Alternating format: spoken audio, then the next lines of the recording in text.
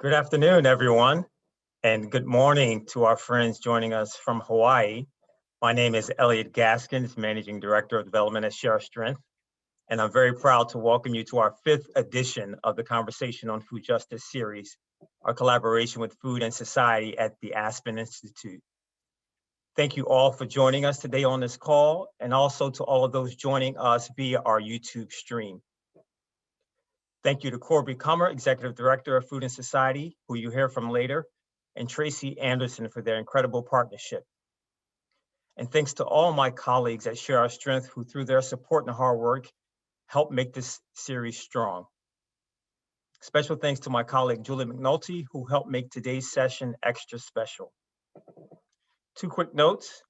We want to have some nice interactivity today and hear from as many of you as we can. So please submit any questions or comments you have into the chat throughout. We'll be devoting the last 20 minutes to what we hope will be a very lively Q&A. Secondly, we're also proud to have again Spanish language translation provided by Community Language Collaborative. They will be providing live simultaneous interpretation and chat transcription. You can access audio options by clicking the interpretation icon found at the bottom of your screen. Then select your language preference. Gisela and Mardakio, thank you so much for joining us today. Listen, everybody, one of the goals of the Food Justice series is to bring compelling conversations to you that have significant importance. To hear directly from those who have deep expertise, profound lived experience, and a commitment to justice. Today's timely discussion will not disappoint. Today, because of the pandemic, more children and families in Hawaii are at risk of going hungry than ever before. A recent report by the University of Hawaii found nearly half of families with children in Hawaii reported struggling to pay for meals this past March. The good news is that there are many organizations, like some of our Share Our Strength partners on this call, like Appleseed, and all the individuals participating in this panel who are dedicated to supporting families and committed to the struggle for Hawaiian self-sufficiency. We are so excited and humbled that they are with us today.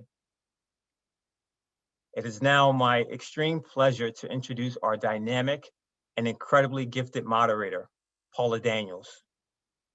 Paula, a native Hawaiian, is co-founder and chair of the Center for Good Food Purchasing.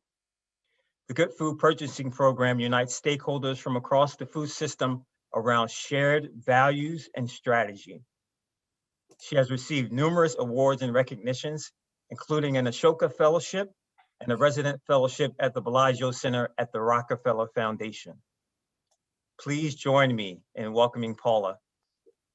Paula? Elliot, thank you so much. And thank you to the Aspen Institute and Share Our Strength for putting this panel together. It's truly my privilege and honored to have this conversation today, especially with the panelists that we have who are all very well known in their respective fields in Hawaii. Their reputation goes far and wide. So I'm going to introduce them and then provide some context for our conversation. So I'll introduce them in generational order because our conversation will commence along those lines. So first I'll just introduce and then come back to Danny and Mayala Bishop, who are in my generation. We were I'm going to call us the territorial generation because we were born in Hawaii when it was still a territory and not yet a state. It was at a time of peak pineapple and sugar production and export. And it was also a time when much of Hawaiian culture and history was not available, except in conversation with our elders. So Danny and Mayala Bishop. Danny and Mayala are Native Hawaiian rights activists and native planters. Danny's also a member of Onipa'a Nahui Kalo. They grow kalo or taro on the windward side of Oahu in an area called Waihole. Kalo was one of the canoe plants. The plants our original ancestors brought with them to Hawaii when they first settled the islands well over 8 centuries ago. And then the current generation of leadership who grew up with the Hawaiian Renaissance, Ikaika Hussey, who's founder of the Hawaii Federated Industries. It's a worker-led social enterprise aiming to strengthen Hawaii's economy through projects in decarbonization, food security, and local production. and he's the former editor of Kauwai'ola, which I get regularly. It's a newsletter of the Office of Hawaiian Affairs.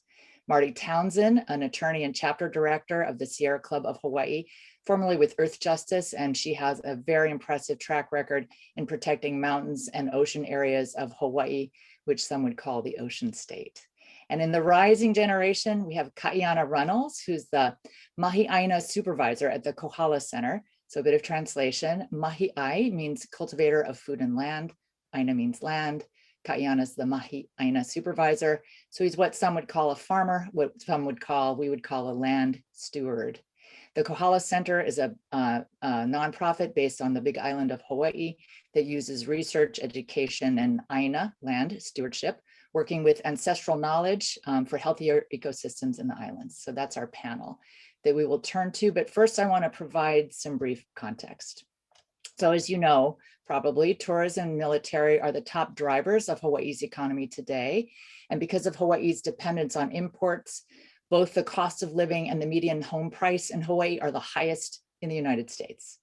Hawaii is also dependent on imported food and many other products at a rate for food of 85 to 90% imports, even though Hawaii is blessed with famously fertile agricultural lands and was once able to sustainably feed the Kanaka Maoli, the original peoples, at about a population of 1 million before contact. So how did the 50th state get to be in this state and what's being done about it? So we'll touch on these issues in our panel today, but some additional context, 2 key events that are pivotal to modern Hawaiian history that we'll touch on throughout our conversation. One is the overthrow of the Hawaiian Kingdom in 1893, which was preceded by the Great Mahele of 1848, which I'll explain in a second. And then the Hawaii Constitutional Convention of 1978, which we fondly refer to as the Hawaii Con. It arose in the context of the Hawaiian Renaissance of the 1970s. And a key catalyst in that movement was the first voyage of the Hokulea in 1976, a traditional voyaging canoe.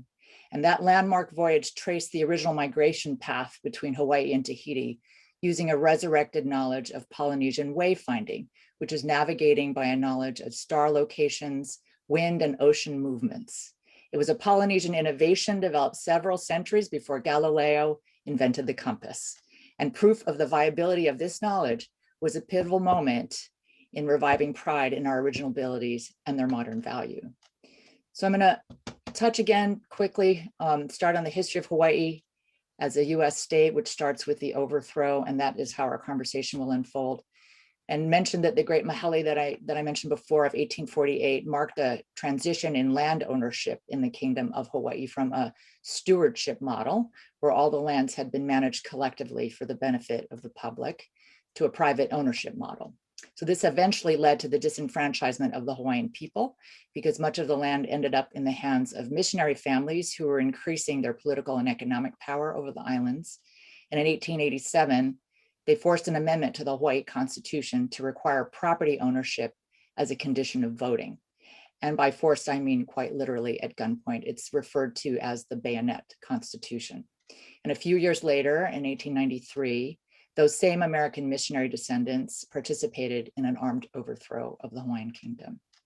And the Hawaiian Kingdom at the time was a very sophisticated sovereign nation. They were key players on the world stage and innovative in their use of technology, old and new. Iolani Palace was the home of our monarchs, and it used electricity before the American White House did. Honolulu had electric streetlights before Washington, D.C. did, but then came the overthrow. So I'm going to tell my family story of it and then invite Danny and Mayala to do the same. So I want to acknowledge my great-great-grandfather, William Henry Daniels of Maui.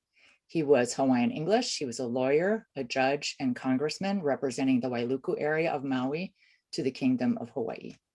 Once the overthrow happened, he refused to take the oath of office to the self-installed provisional government, and he was kicked out of his judicial position. Then he was forced to work in the irrigation dishes of the sugar plantations that were booming around that time because of the overthrow, which was the driving force, that driving economic force behind their interest in doing so, the missionary gangs that led that. So then 2 years later, my great-great-grandfather in 1895 participated in a counter-revolution, and he was sent to prison for that. And the generations of Daniels after that lived and worked on the sugar plantations. My great-grandfather built the rail lines for hauling cane. My grandfather was a maintenance engineer at the Punane Mill, which is the last mill, sugar mill in Hawaii. And even my mother's side of the family, they were imported in 1903 as labor for the sugar plantations on Kauai and Oahu. So Danny, Mela, I learned about what happened to my great-great-grandfather and the overthrow from my grandfather, who told me this family story when I was 10 years old, or after around the dining room table. This was 1965. And at the time, the history of the overthrow wasn't being taught in the schools at the time, not even in Hawaii. How did you learn of it? Well, thank you for asking that question. First of all, I like to start with my grandmother, pure Hawaiian. She was taken shortly after birth from her parents and raised by the Catholic Church. So the information did not come from her. My father, half Hawaiian, joined the military, veteran. And that there was no conversation about the truth around our dinner table. It started around 1972, or just before that, watching the news, watching the occupation of Kaho'olawe, and meeting a classmate of mine. His name was Duke Alvey, and he started a Hawaiian club in high school of senior year and started to bring up the truth. And when I confronted the truth at my dinner table in the dinner time with my father and asked him, what about signing up for Hawaiian homes? What about this? What about that? It was met with great hostility. So it was a struggle learning the truth. It took time, and mostly through the news events and through interaction with people who knew about the truth that I got to this point. And it's been a struggle. Mela? I grew up in Hawaii, and during the 60s, when I was in the elementary grades, we still had segregated classes. The Hawaiians were segregated from the rest of the population, who were like Japanese, Chinese, Haoles, and Portuguese people were all in the regular population, but the Hawaiians were segregated in another part of the school. I'm almost half Hawaiian, half English, but they didn't know what I was, so I wasn't put there. But we had something called free lunch. And when I went to the free lunch line, which everybody could see, paying population, free lunch population, well, this is where I met my Hawaiian friends. This is where I met lifelong friends, the Hawaiians. And we had school lunches. They were pretty meager. When I got home from school, my chore was to take a bucket, go down to the ocean, get a bucket of ocean water, bring it back to my mom, who had been gathering seafood off the reefs during the day. And she would use that water to clean the fish and whatever. We would collect sea cucumbers, you slice them, fry them, vana, which you have to eat right there on the spot. Yeah. Crabs that you just eat whole, limu or seaweed, which she would pickle, and pickled vegetables were also a very big part of our meal. Down the road was the Captain Johnny Rosa. That's where she got a fish.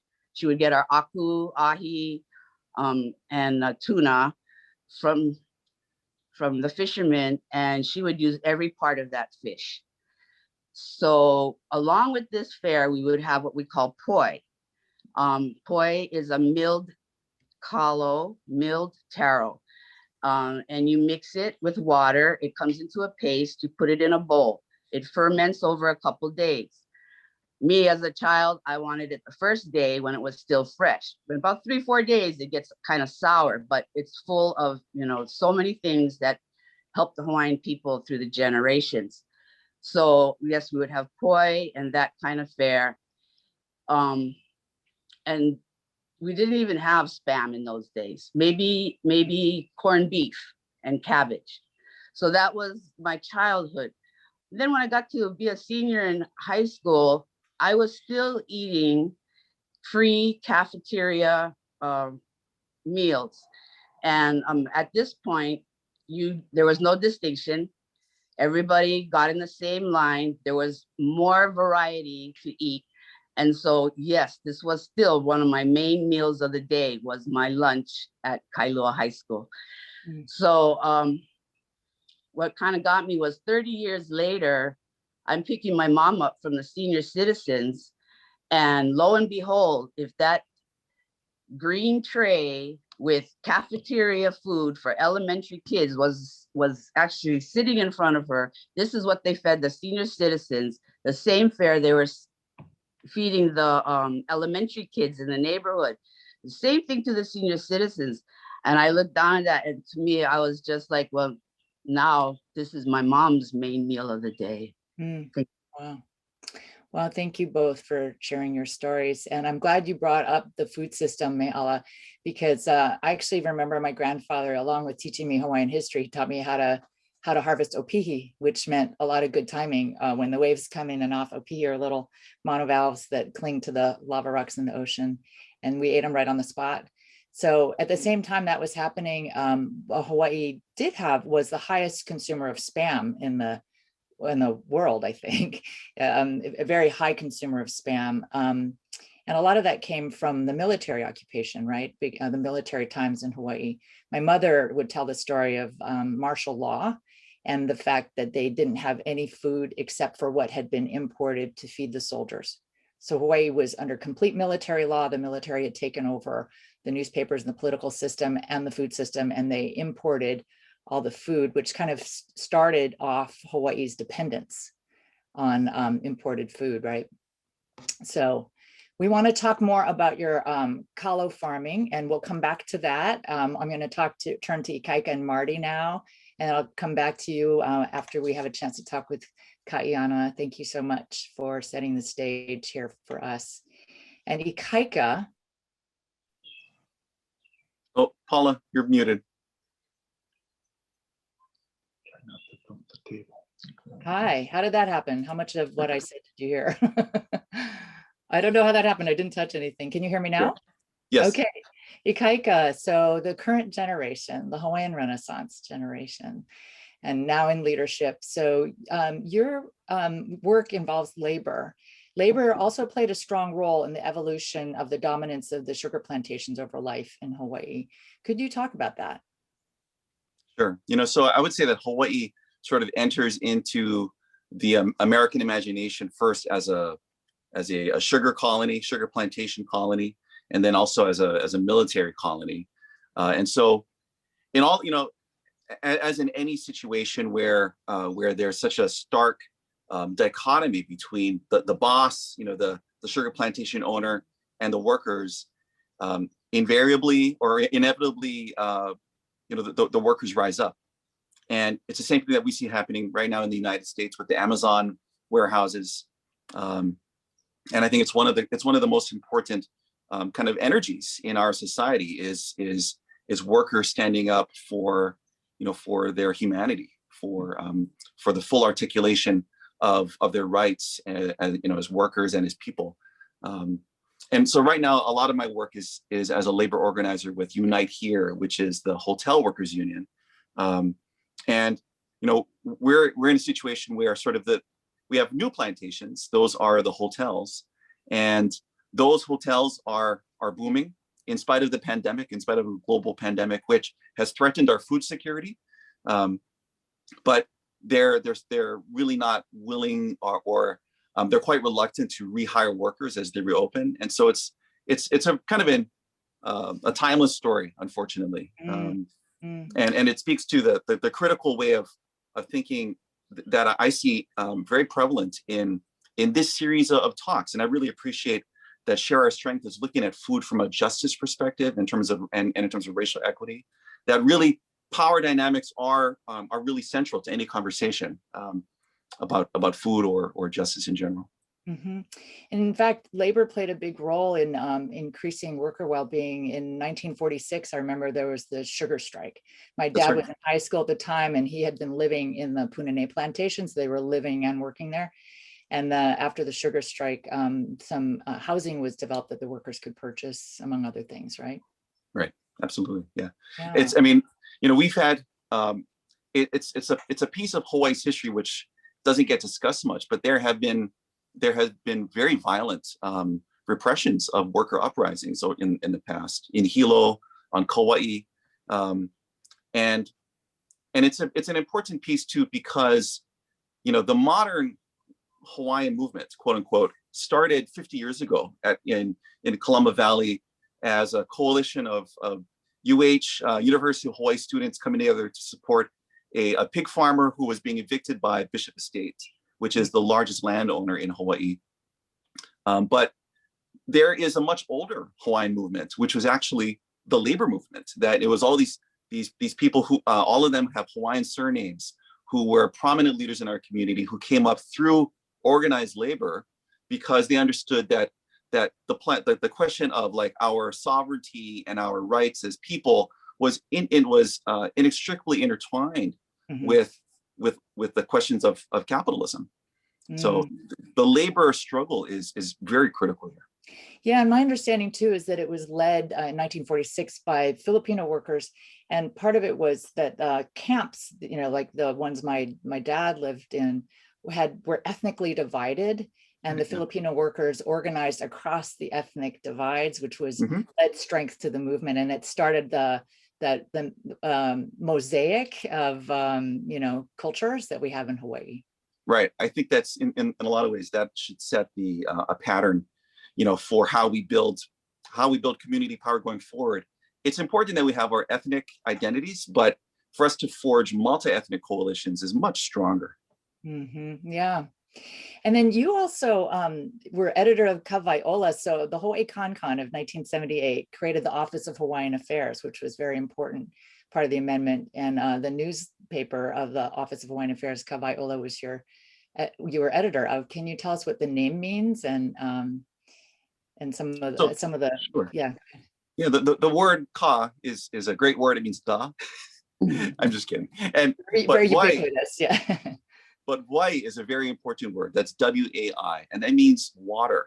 And in the Hawaiian language, water plays, you know, it's sort of our central thing. The area that Uncle Danny and Auntie Meala live is Waiahole, and actually the streams behind their property. If you don't, Auntie and Uncle, is it okay if I share this? Please do. There's an important old story about the mingling of the streams up in those valleys. In our creation chants, which, you know, in spite of the fact that I'm raised Catholic, I still believe in our creation stories, you know, that we're related to these lands. And in these stories, we talk about how the mingling of the Waiololi and Waiolala streams, that was the beginning of life. And that water, wai, is so important. The word for wealth in our language is waiwai. The word for law is kanawai. And so our entire orientation is around how water is distributed. And so many of the injustices have been about taking of water, depriving it from, you know, essentially our native economy, and taking it and moving it to places for sugar and sort of an import or a monoculture economy. And so that's what wai means. And ola means life. And so I was the editor for just a short time of Kauaiʻola. Well, I'm sure I read your work, and that's a perfect segue, your comment about Waiahole, to Marty. But first I wanted to say thank you, because I remember in the Kawaiʻola newspaper reading about a health column about the Waianae diet that was hoping to get address the cardiometabolic disorders that a lot of Hawaiians were experiencing and move them back to an original diet. And I thought that was a really important innovation. It seemed to be quite successful. So Marty, the Hawaiian constitutional amendments of 1978 were also significant for including environmental laws, including the public trust doctrine.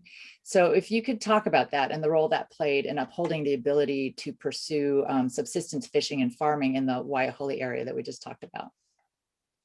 Sure, yes. The 1978 Constitution for the state of Hawaii is quite impressive. It's very inspiring, and I encourage people to take a look at it and try to adopt similar concepts in their own communities. the public trust doctrine is something that is weaved into the Constitution in multiple places. It recognizes that there are natural and cultural resources that are shared by everyone. They are not privately owned. So water, for example, in Hawaii cannot be privately owned. And that is a huge mind shift because there is a mindset from the plantation days of sugar plantations of trying to control and own the water. And, one of the reasons why I think, the CONCON and it was the people who made up the CONCON, most of them were regular people. There was like a conscious effort made to not have career politicians be part of the Constitutional Convention. And so you had regular people who were grappling with these big policy issues. And one of the things they recognized is that they needed to basically free the water, free the streams from this, corporate control. We're still, it is a work in progress. We set out these huge goals and we are still in the process of trying to get these streams restored. But it was an acknowledgement that, everything is part of a system.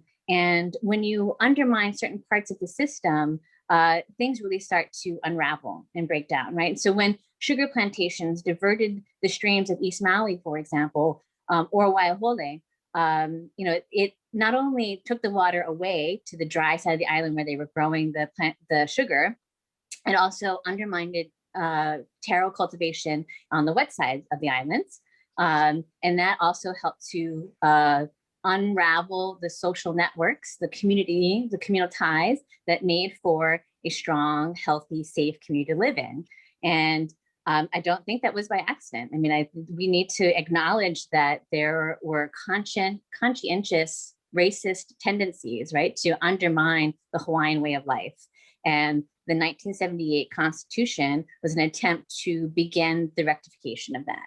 And so some of the policies that the Sierra Club advocates for in Hawaii go to try to address the historical injustices, in addition to trying to just strengthen the farmer and strengthen the community of farmers as a whole, right? It is a system, it is a network. We all need to work together to make sure that we can do more than just survive, but actually thrive. Mm-hmm. And one of the things that, we advocate for is trying to reach back and look at the successes of pre-contact Hawaii, especially in terms of agriculture and education, and try to pull forward those things that are relevant, marry them with, high-tech innovations and bring together, really address and harness this new future, right? Climate change is going to confront us with challenges like we've never had before. But more than once, Hawaii has risen to the occasion. Whenever we are challenged, we do a good job of taking care of each other. And climate change is going to be the ultimate test. But I think that, working together with this mindset towards solutions and trying to rectify and correct past injustices, I actually have a lot of hope for the future. Mm-hmm. Thank you, Marty. Yeah, and I'm glad you mentioned that the CONCON organizers were a broad group of activists, but they did go on to become elected officials, didn't they? One of the key organizers, Wahe'e, was a civil rights attorney at the time, but he went on to become a governor of Hawaii and the only Hawaiian governor since statehood. Yep. So, it jump-started several political careers, but I think it's important that it was, regular people, I think sometimes there's this mindset that, policy is something that's set, far and away from me, when in reality, it's us, we are directly dealing with these problems in our daily lives, and it should be us that engages and helps to inform those decisions. Mm-hmm, mm-hmm. And Paula. Yeah, go ahead. There is one little thing that I think Marty left out. Marty, can you, I think you should talk about how, a lot of the public trust doctrine actually comes from old Hawaiian law. Can you? This is true. This is true. So, pre-contact, there was no private property in the Hawaiian Islands. Everything was shared. The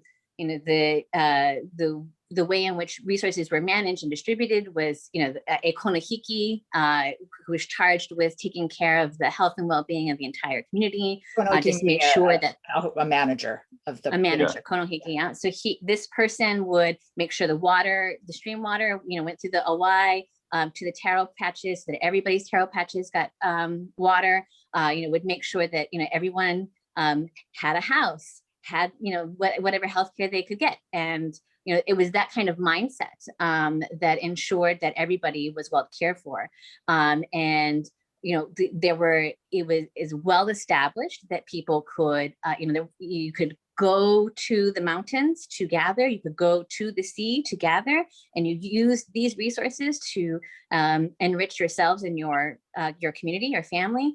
And the 1978 Constitution intentionally pulled forward those concepts, right? Married it with some of the English concepts, the British concepts of common law and the public commons, and but really the very fundamental foundation there is Hawaiian concepts of being able to take care of ourselves by sharing in the bounty of our islands, right? So that's part of the reason why beaches in Hawaii are public. You do not have the situation where you have privately owned beaches. It is because of the public trust doctrine. That is why a lot of our trails are public, and you can go there and you can gather. And I don't want to over simplify it. Like, there are challenges. Like I said, it's a work in progress. So we're constantly engaging with state government, who is trying to limit public access, limit people's abilities to fulfill on the public trust doctrine, and also, being accomplices in the privatization of public trust resources. And so the Sierra Club is constantly suing on behalf of streams, on behalf of beaches, to keep them open and keep them public. And to ensure that the public trust doctrine is actually effectuated in day-to-day decisions by the government. But it's a very good point, and about it being preceded by Hawaiian values, there was a Supreme Court case in the Waiahole matter, which we maybe touched on, about the diversion of water from where Danny and Mayala farm over to the golf courses and so forth on the other side of the island. And the public trust doctrine came into play in upholding the rights of maintaining the water in the original place. And what I remember reading about in that case that really moved me quite a bit was the reference to the cultural values of Hawaii that had been embedded in the Constitution. So it was really important. And as you said, it was done at a time, 1978, where they were using the language available at the time. But that case has become resonant throughout the United States. I'm glad you all brought that up. So speaking of climate change, since you did raise that as well, Hawaii has had a real strong goal in renewable energy. Kaika, were you part of that? No, not directly. Energy. Oh, sorry, I saw that organizing. So but that's been a big push. So Hawaii has done a remarkable job in moving from the dependence on fossil fuel. So oil was being shipped to Hawaii at a rate of 90%, import of energy. So Hawaii really committed itself to a renewable energy goal. So we're thinking that Hawaii can commit itself as well to a renewable food system goal.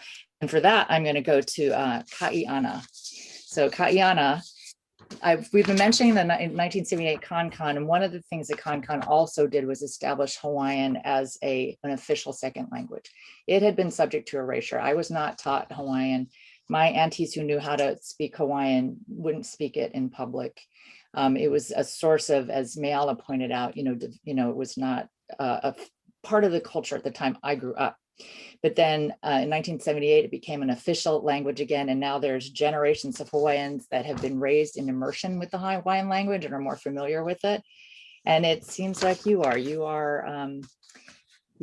somewhat fluent in Hawaiian and a farmer for the Kahala Center. Can you talk about the work you do and your experience of the language? Yeah, mahalo, Auntie Paula.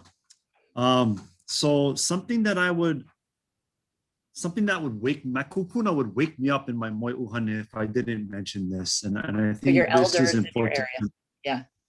Yeah. Is that the overthrow was illegal. And I think that's something we kind of maybe skimmed over. The current US military occupation is illegal according to international law.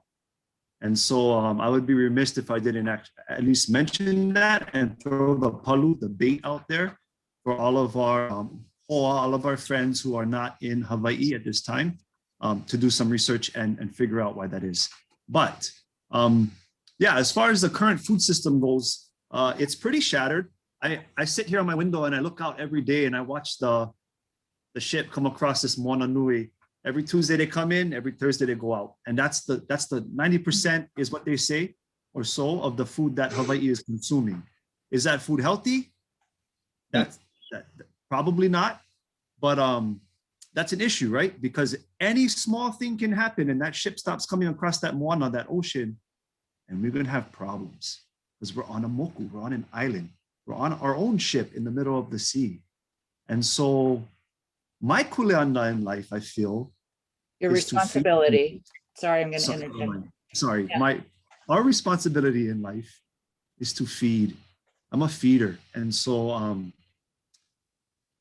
what I try to do is I try to use the Opio generation, the youth generation, as a ipuka, as a gate to get into the hale of a family.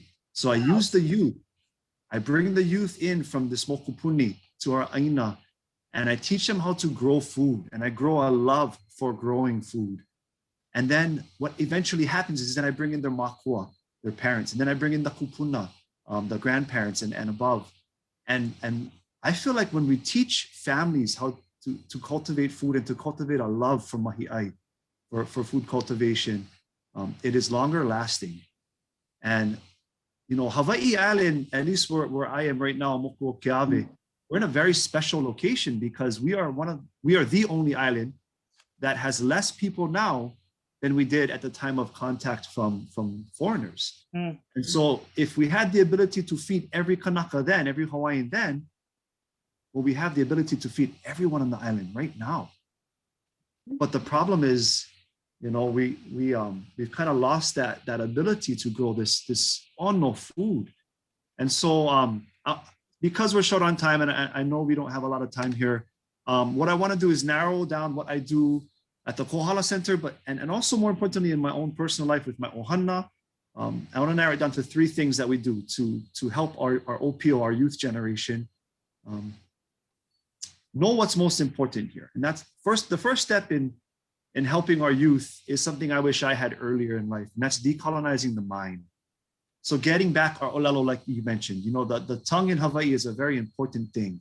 Not only is it what we use for our language, but it also determines what we eat, right?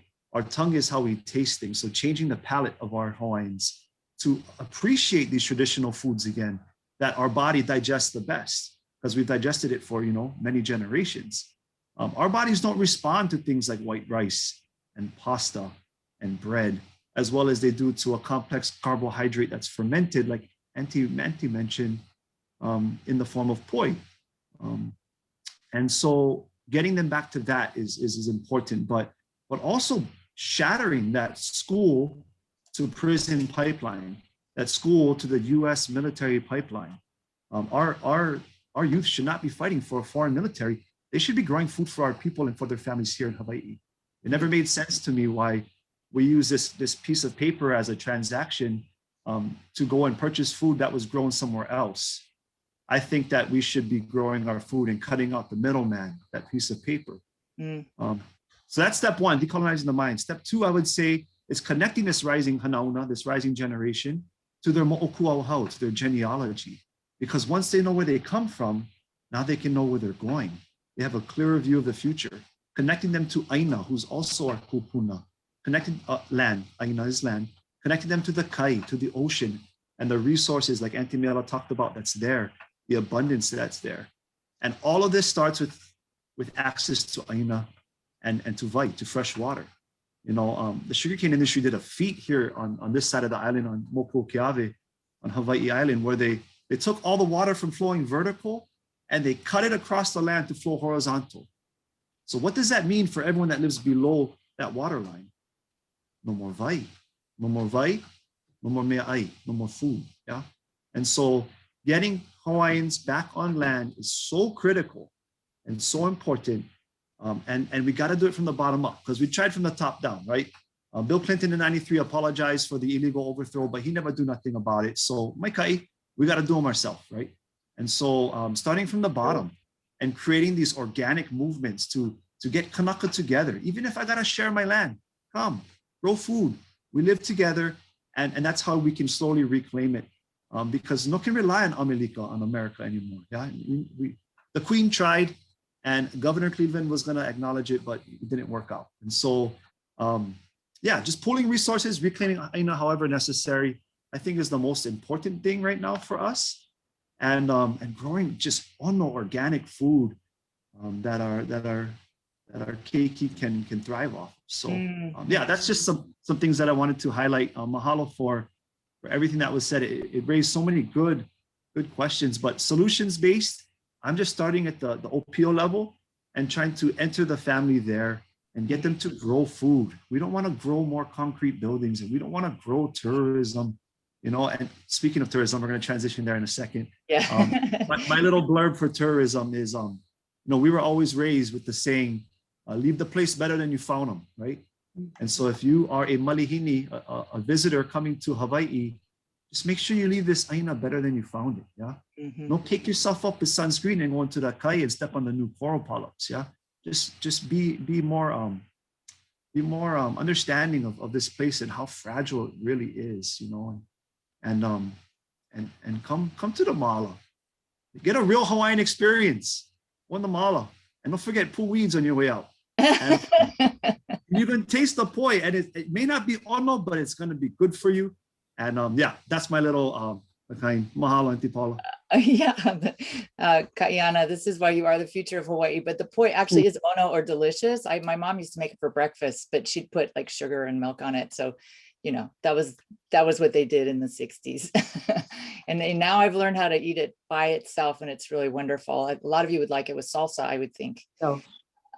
So that is a perfect segue, Kaiana, because the last topic I wanted to address, yeah, Danny. Oh, I'm sorry. I missed that myself. Okay, yeah. But the last topic I wanted to address with everybody is tourism, but also wanted to bring it back to Danny and Meala, because you're back on the land, on the Āina, you're growing kalo. So if you want to have any words before we move to this topic of regenerative tourism, which is a hot topic in Hawaii these days. I'm just so grateful for what everybody said so far. They've touched a lot of spots, brought up a lot of good topics. The distribution of wealth, the illegal overthrow, healing of the waters. Our history our past history is wrought with a lot of depressing facts that actually benefited a very few that lived in Hawaii at the time. So I'm looking forward to listening to more from the other presenters than I am. Danny, you're a generous man. But I will say, just for more resources, Kaiana's call was to research about the overthrow.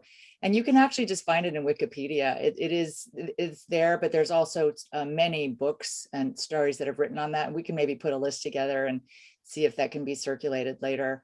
But it is, in fact, the case that Grover Cleveland, who was president at the time, did declare it illegal and ordered the provisional government that kicked my great-great-grandfather out of office to stand down, and they wouldn't. And then it got caught in political stalemate after that. Let's just say it was the Gilded Era, and there was a political divide, and it got caught in that. But there's a lot more to learn about that, and we'd be happy to provide resources on that. For now, though, let's talk about going forward, because with the COVID last year and the halt to tourism, Hawaii took a big economic hit and is running a deficit now. The population of Hawaii itself is about 1.4 million now. And in 2019, there were 10 million tourists a year. There were 250,000 visitors to Hawaii per day.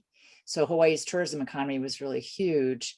And during the cessation of tourism, it was a pause, and it seemed like there was an opportunity for folks to think about what reopening could mean. Although I hear that lots of people are going to Hawaii now. I'm going tomorrow or soon, and the car rentals are out of this world. So what does regenerative tourism, which is the word that's being in Conversation Hawaii. What does that mean to you all? And what do you think, how it can be managed going forward? I appreciated Kaiana's point about leaving a place better than you found it and understanding and respecting it. And some of the Hawaii Tourism Authority recommendations are to bring more connection to the culture of Hawaii. Any thoughts you all have on that? I have a thought real quick. I think that the first thing that Hawaii can do, at least on the political level, is just cap the number of people that can come at a certain time. I think that there's just, Hawaii can only handle so many people. And when you're bringing in the millions, it's like, whoa, you know, the island cannot breathe. And so I would say cap the number of people that can reside on the island from foreign places at a time. I would also say that they should rotate where people can and can't go. Put kapus on places. Give places breaks. Like boundary. Yeah. Yeah. Kapu would so like Kahalu. Yeah. Yeah. So like Kahalu'u Bay right now is giving breaks to the ocean, and the polyps there are all coming back, and the I'a are coming closer, and it's healing. And so I would say rotating where they can and can't go, and then also making sure they spend time on Āina and helping out farmers in Mahi'ai to get a real Hawaiian experience, not a Disneyland, you know, fire knife hula experience per se, but like an actual, you know, legit Hawaiian experience. Like an ecotourism experience, like when they go to Italy or to France and they're on a vineyard kind of thing. Yeah, exactly. Something similar to that.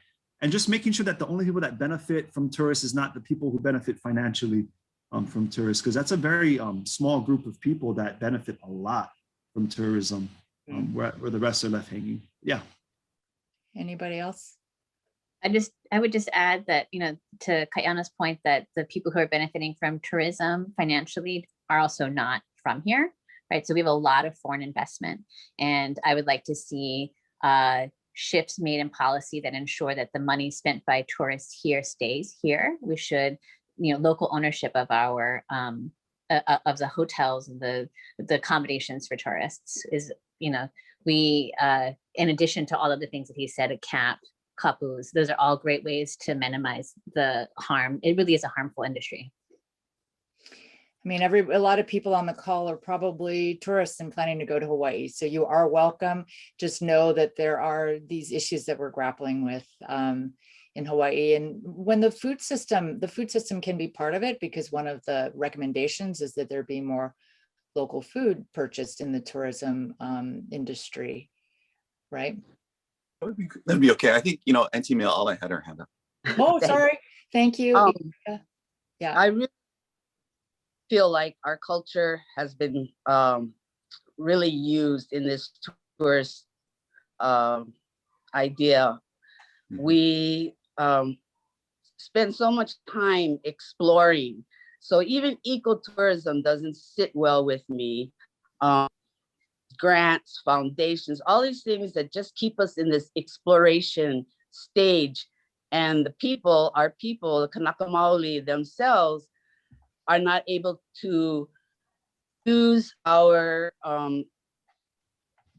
culture to ourselves if we're only going to the luau, playing our music, doing the hula, showing people this is what a lo'i is or a taro patch, when actually our people need to just get on the land, have their own parcels, grow their own food. And the bottom line is not the dollar or how much we can improve the tourism here.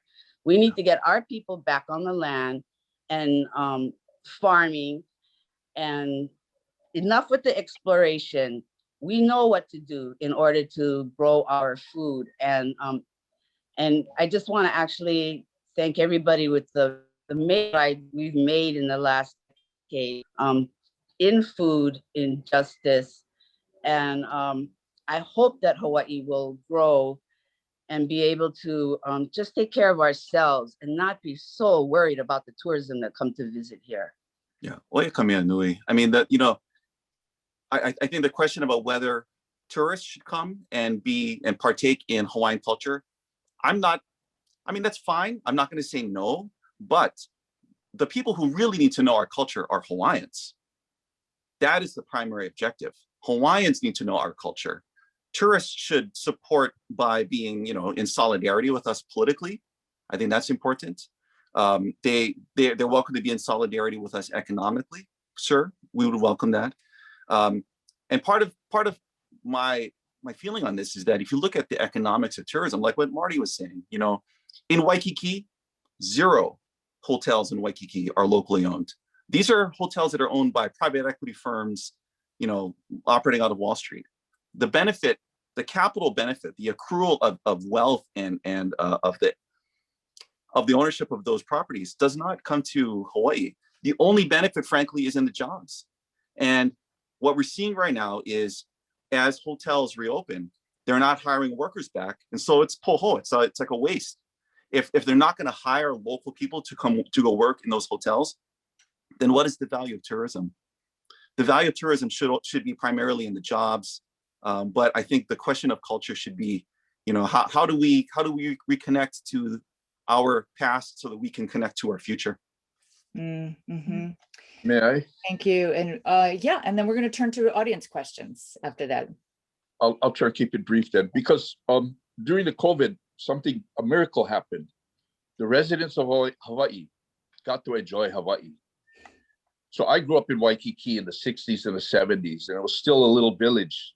There were very few hotels. There was mostly housing, and the hippies were in town. So it was a really beautiful thing. Can't go back to Waikiki anymore. It's oppressive. It's dirty. It's noisy. I'm back there.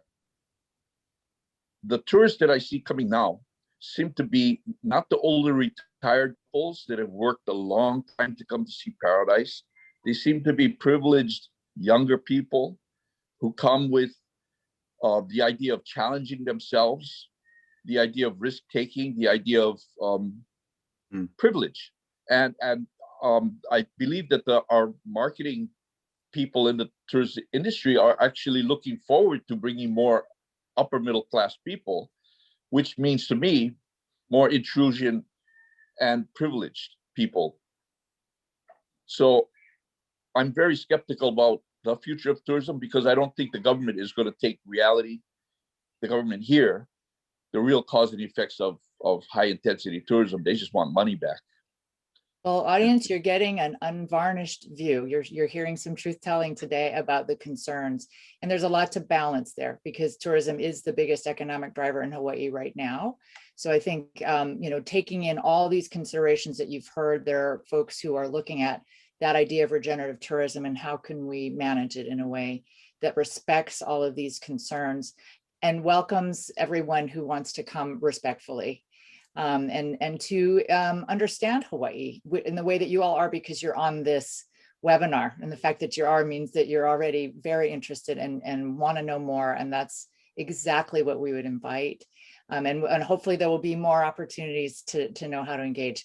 So some of the questions that I'm seeing from the callers is, how are there land trusts working toward rebuilding ahupua'a that landowners can deed their land to? So let me just explain ahupua'a, which Marty touched on. It was a unit of governance. It was quite innovative in that it was a unit of governance. She mentioned the konohiki, the managers were given. It went from the waterfalls to the ocean, and everything was governed according to that. So that's the watershed is the ahupua'a. So the question is, are there land trusts working toward rebuilding that? Anybody? There's the Hawaii Island Land Trust, which is a nonprofit organization that works to facilitate conservation and agricultural easements on private property to try to keep those lands green, basically. There's also the Trust for Public Land has an local office here, and they do very similar work. And the Sierra Club works closely with them on, trying to add value to, interpretive value to some of these land protection projects. And there are a lot of opportunities, I think, for people not from Hawaii to invest in Hawaii. If you are, captured by the amazing ambiance and nature of Hawaii and the people, the culture, you should follow that feeling and try to do what you can. I mean, like, for example, And my family came to Hawaii as part of the US military occupation. And this is the only home I've ever known. But I'm very conscious of trying to always address the harms that the US military has caused here. Not so much that like I should just never come to Hawaii and not be engaged because the US military has a bad history here, but instead to actually be corrective and helpful. And so I feel like, if people are moved to come to Hawaii and visit Hawaii, recognize that the Hawaii Tourism Authority may have not given you proper expectations, and you should educate yourself, and you should make a point to really try to connect with the place.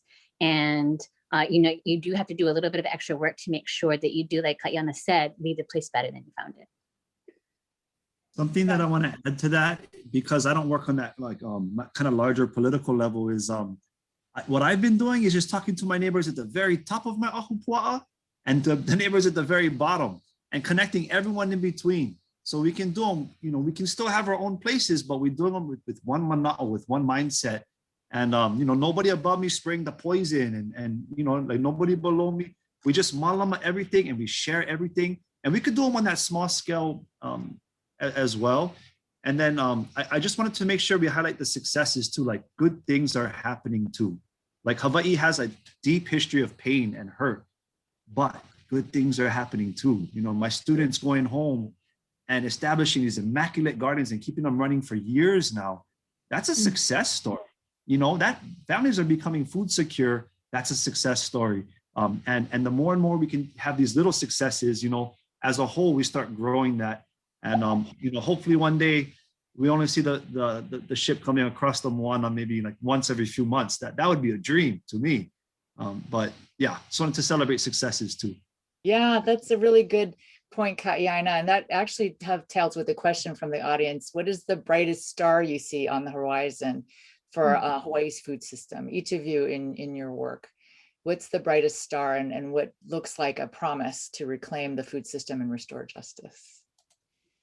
Is to get more parcels in the hands of the Hawaiian people so they can grow their own food and share with their neighbors, and not have to worry that the only way they're going to get the lease is the bottom line is going to be $1 because you have a monocrop of all papayas. We don't believe in that. We believe in diversified farming where you have a little bit of everything. So to sustain you completely and help your neighbors. Because most of our leases that we have, they want you to have some bottom line of making money to help the economy, but it doesn't help the people. If I might also, the brightest star are the youth. The youth of the generation, Kaiana's generation, have been raised with truth. And through truth, they're seeking justice. And justice not in a painful sense, but justice in educating themselves, involving themselves with environment, with family, with community. It's very exciting time for me. Yeah, I want to echo Uncle Danny, that I'm really excited by this decade. I think because of people's awareness around climate change and all of the uncertainties that brings forward for everyone in Hawaii, but globally, I think people are realizing this is a decade of incredible shifts and evolution, hopefully, in how we live and how we work together. I'm really interested in how we combine food production with, I guess, how do we combine our traditional, ancient, well-established ways of doing engineering here in Hawaii that results in incredible abundance. Things like the Hawaii system, the aqueduct system, our taro patches, our native fish ponds, which are really amazing technologies, and combining that with all the wondrous things that the 21st century offers, and for us to bring those together in an economic model, which is more inclusive, more cooperative, and that can actually lead us to a much more prosperous, 2030s, 2040s, 2050s. I also have similar hope for this decade. Just in the experience of COVID, seeing the people of Hawaii rise to the occasion really gave me hope for the future when there was a time there where I was a little low on hope. Two very concrete examples. One, the rise of local food hubs. which has become really a great way to help connect farmers to eaters, and has really helped to they served a huge purpose, because we have such economic vulnerability here that we had long food lines. We still do have long food lines, and the local food hubs helped to ensure that it was local farmers, local food farmed here locally that was distributed to people who were in need. And that was a great model. And that hui is now growing. I mean, it's like a dozen locations, and it's getting bigger and bigger every day.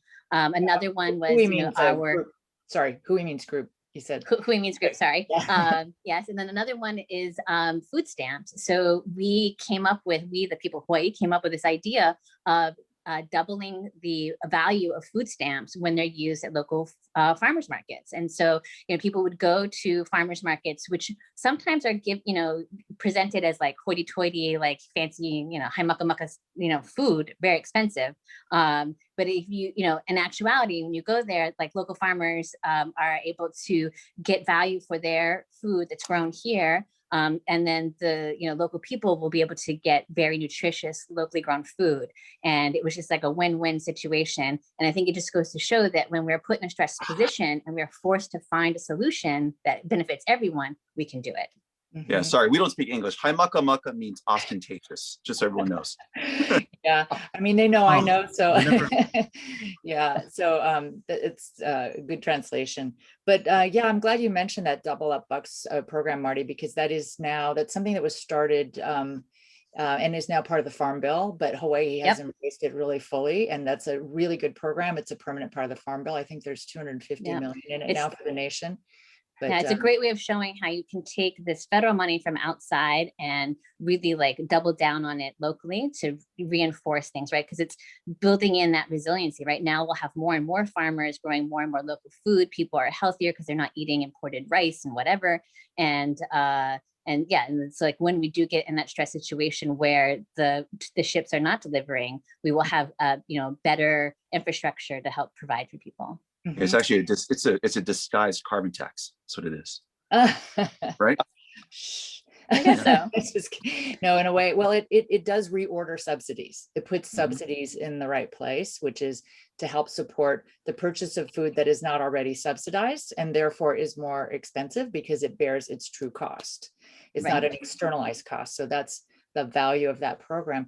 And the other thing about the food hubs, from what I understand, is in addition to getting food to food insecure populations during COVID, they actually gave some jobs to folks who'd been displaced because of the close, the halt in the tourism industry. So it's a really good model that's building across the United States, but I think has a lot of momentum in Hawaii and is definitely a bright spot.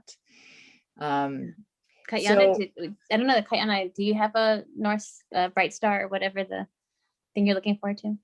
Yeah, mahalo. The brightest star is definitely our OPO. It's our youth. Because I get to work with them so often. I get to see they're gonna shake the kumunu and drop some big coconuts soon. You can tell because they're just so inspired, and you can tell the people that come that I'm around, the youth, they have mental sovereignty. They're strengthening their food sovereignty. So political sovereignty is right down the road. I mean, come on, that's the natural next step, right? Once we're food sovereign, the rest is easy to me. And so, I would say the bright stars is the OPO, that youth generation. Which you are leading so well. And that leads to one last audience question, which is on, is there a conversation with the Native American community, the tribes on the continent, about how to gain similar legal status and rights? And I'll tee that off by just saying, and you all can comment on that, but there was a bill that was introduced by Hawaii Senator Akaka a while ago in the 90s during the Bush administration to have recognition of the Hawaiian peoples, and it never passed.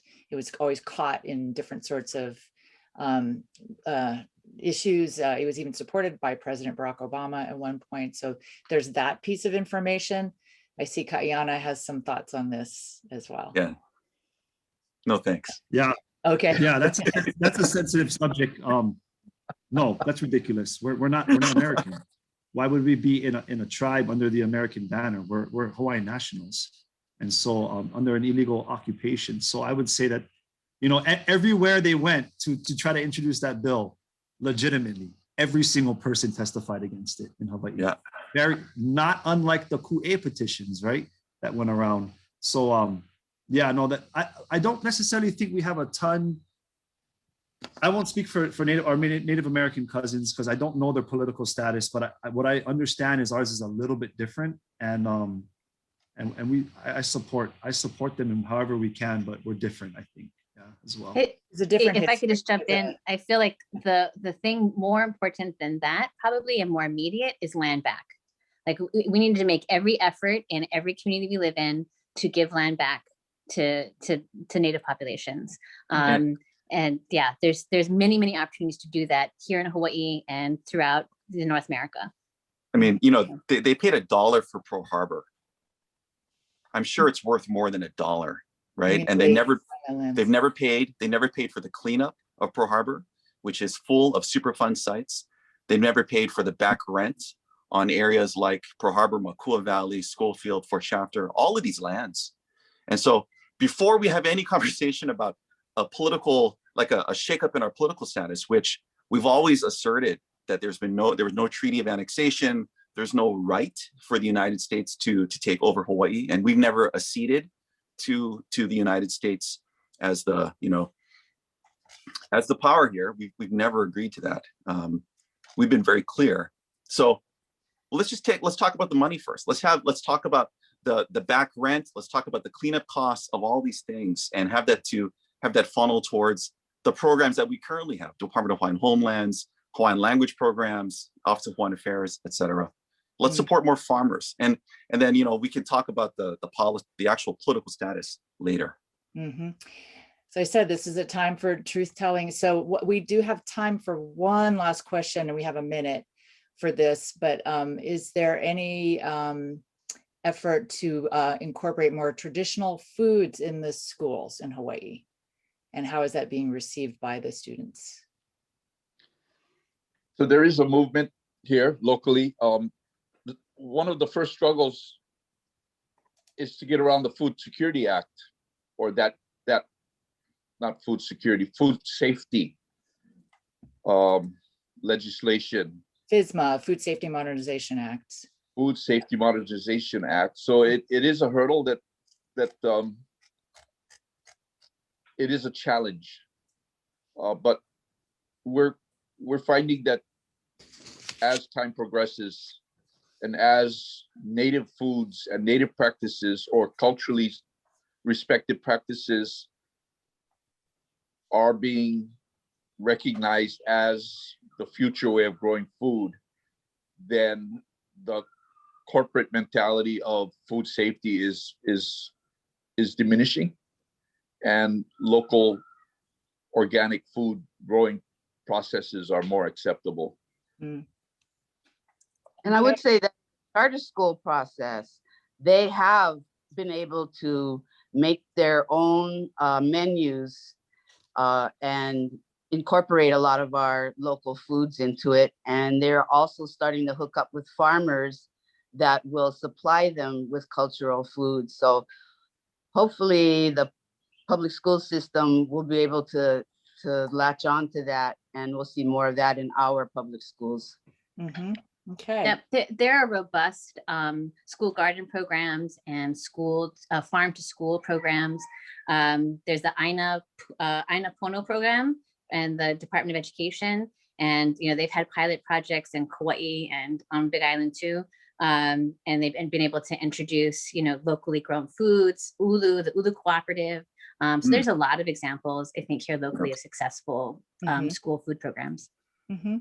Thank you. All right. Any last 1 or 2 words before I turn it over to Corby? I'm so glad there's a big interest in the social injustices of Hawaii, and I hope everybody will Google any of these great words you've been hearing to learn more about our plight and how we are grown. Kaiana. Yeah, I just want to say mahalo. It's not an anti any national thing. Some of my best friends are Americans, but it's really just a time for telling truth and coming up with solutions. So mahalo for listening. And yeah, like Auntie Mala said, if you're ever bored, do some research. It's a pretty intriguing topic, and we're living it. So mahalo. Marty.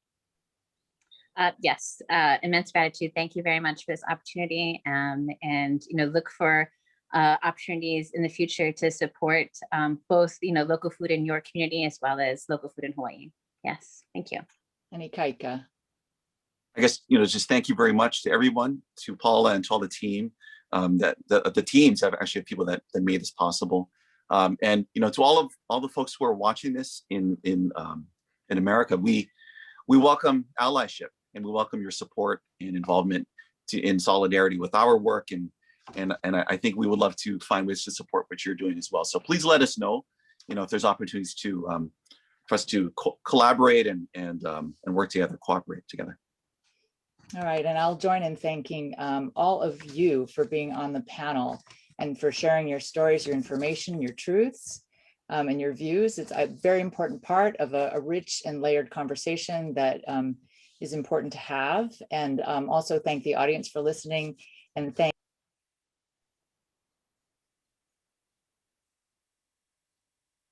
I have no idea how I got muted. That I am now going to turn it over to Corby Kummer, the Executive Director, Food and Society of the Aspen Institute, to close us out. What an impassioned conversation. We knew from our many preparations.